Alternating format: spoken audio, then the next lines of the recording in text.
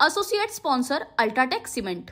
केंद्रीय रस्ते विकास मंत्री नितीन गडकरी यांचा ड्रीम प्रोजेक्ट असलेला संत ज्ञानेश्वर महाराज पालखी मार्गावरती आपण आहोत। आपण जर आता बघितलं तर याच ठिकाणी गेल्या वर्षी हा रस्ता खचला होता। गेल्या वर्षीच्या पहिल्याच पावसामध्ये पाण्याला वाट मिळाली नसल्यामुळे ही जी संरक्षक भिंत बांधलेली आहे ही भिंत कोसळली होती। त्याचबरोबर हा रस्त्याचा भराव देखील मोठ्या प्रमाणामध्ये कोसळला होता। गेल्या 1 वर्षापासून खरं तर ह्या रस्त्याचं आज काम सुरू आहे, मात्र अजूनही काम पूर्ण न झालेलं आपल्याला पाहायला मिळतं आहे। ह्या रस्त्याचं वैशिष्ट्य म्हणलं तर आषाढी यात्रा आता जवळ आलेली आहे। लाखोच्या संख्येनं भाविक याच रस्त्यानं पालख्या आपापल्या घेऊन जाणार आहेत। त्याचबरोबर इथून हाकेच्या अंतरावरती अगदी ठाकूरबुवाचं समाधी इथं खरं तर ज्ञानेश्वर महाराज पालखी सोहळ्यातील जे महत्त्वाचं गोड रिंगण असतं, तिसरं रिंगण खरं तर महत्त्वाचं इथं होत असतं। हाँ शुक्ला जी, भिजवाना सिर्फ अल्ट्राटेक ही। मान गया बेटा, पर अल्ट्राटेक ही क्यों? आप ही ने तो कहा था कि घर जिंदगी में सिर्फ एक ही बार बनता है। घर एक मौका एक, इसलिए सीमेंट भी देश का number 1। UltraTech, India's number 1 cement.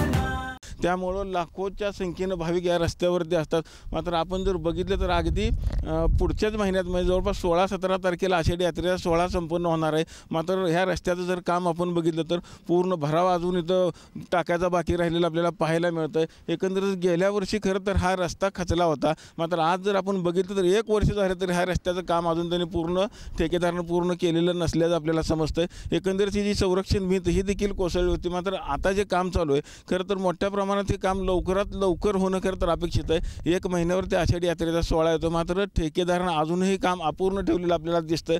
तर खरं तर हा 4 लेनचा रस्ता आहे, मात्र आपण जर बघितलं वाहतूक देखील आता एकाच बाजूने सुरू ठेवण्यात आलेली आहे। मात्र ह्या रस्त्याचं काम लवकरात लवकर होणं अपेक्षित आहे। मात्र हायवे अथॉरिटीनं मात्र ह्या ठेकेदारावरती त्वरित काहीतरी कारवाई करावी अशी मागणी देखील आता खरं तर भाविकातून केली जाते आणि हा रस्ता जवळपास एक 15 ते 20 दिवसामध्ये पूर्ण होणं खरं तर अपेक्षित आहे। यात्रेचा सोहळा जेव्हा यात्रा जरी 17 तारखेला आषाढी यात्रेचा सोहळा असला तरी भाविक जवळपास 8 दिवसापासून आधीच भाविक यायला सुरुवात झालेली असते। ह्याच मार्गावरून दिंड्या असतील, त्याचबरोबर त्यांची वाहनं असतील, मोठ्या प्रमाणात भाविक पायी देखील या रस्त्याने चालत असतात। आणि आता खरं तर ही यात्रा जी आहे ती पावसाळ्यामध्येच असतील, त्यावेळी जरी मोठा पाऊस झाला तर पुन्हा कुठलीही मोठी दुर्घटना घडू नये त्या पद्धतीनं खरं तर हे काम उत्कृष्ट दर्जाचं काम अशी मागणी देखील आता भाविकातून होताना आपल्याला पाहायला मिळत आहे।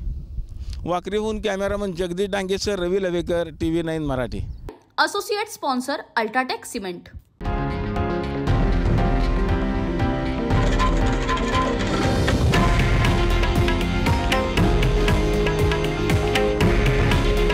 हे आहे देशातील नंबर 1 न्यूज नेटवर्क आणि आपण पाहत आहात TV9 मराठी। काळजी तुमची, हित महाराष्ट्राचं।